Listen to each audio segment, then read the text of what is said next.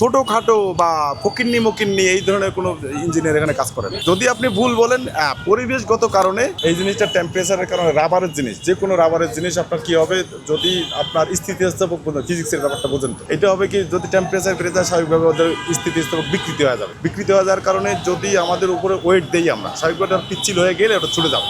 আর যেহেতু ওটার ওয়েট বেশি, স্বাভাবিকভাবে যার কাছেই যেখানেই লাগবে সেখানে একটা ক্ষতি হবে। তার মানে ওয়েটটা ছিল 140 থেকে 150 কেজি। তো এটা ওখানকার আপনার নির্মাণে যদি আপনি ত্রুটি ধরেন সেটাও হবে। মেইন সমস্যা আপনি যদি বলতে পারেন যদি গার্ডার দিত তাহলে ওটা ছুটে আসতে পারতো। এখন প্রশ্ন করতে পারেন যে গার্ডার দিল না কেন, ওটা ওই জিনিসটাই ভুল হয়েছে। তাছাড়া আপনার এত বড় জিনিসের কোনদিন এত বড় ভুল থাকতে পারে। ওদের ধারণা ছিল যে এটা কখনো ছুটবে না, কিন্তু ছুটে গেছে।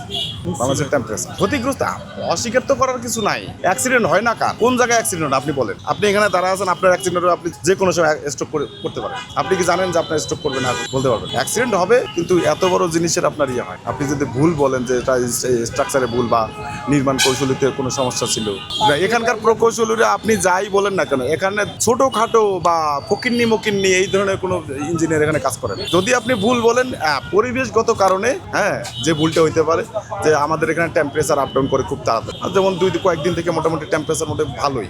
আর আপনি একটা টাইম খেয়াল করে দেখেন 10টার পরে ঘটনা ঘটছে, ওই সময় হিউজ টেম্পারেচার থাকে আর ওই সময় ঘটনা। সেক্ষেত্রে ওই যে বললাম যে আপনি গার্ডার দিতে পারেন যাতে ওই জিনিসটা স্লিপ কেটে না আসে বাইরে, এটাই তো আটটা সার্ভিস। সবচেয়ে ভালো উত্তর তো ওরা দিতে পারবে, যারা এখানে প্রকৌশলী হিসেবে যারা ওরা তো করবে, এখন করবে। ওটা ওই প্রশ্নটা ওদের করতে হবে না। আমরা সাধারণ জনগণের যতটুকু মানে আপনার নর্মালি বোঝা গেছে, আমরা যতটুকু অবজার্ভ করছি এতটুকু বলছি, তাহলে আমাদের আপনি ওই যে ফিজিক্সের দিক দিয়ে গেলে আপনার এটা ভুল হবে না।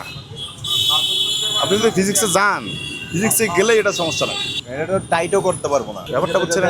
এটা ফিজিক্সে গেলেই আপনার যখনই আপনার স্থিতিস্থাপকের ব্যাপারটা চলে আসবে, তার কারণ ইঞ্জিনিয়ার তো তারাই হয় যারা ফিজিক্সে ইয়া করে। তো আপনি তো জানেন বুয়েটে কি পড়ে, অ্যাপ্লাইতে আপনার ট্রিপলিতে কারা পড়ে।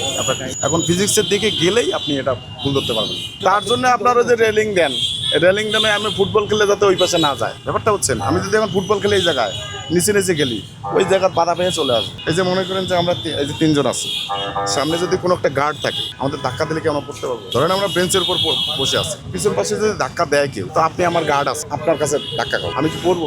এই ধরনের কিছু যদি দেয়, ওটা তো খুব বেশি মনে হয়, এতটুকু মনে হয়। যদি একটু উঁচু করে দেয় তাহলে ওটা স্লিপ কাটার সম্ভাবনা, ওটা তো স্লিপ কেটেই আসছে।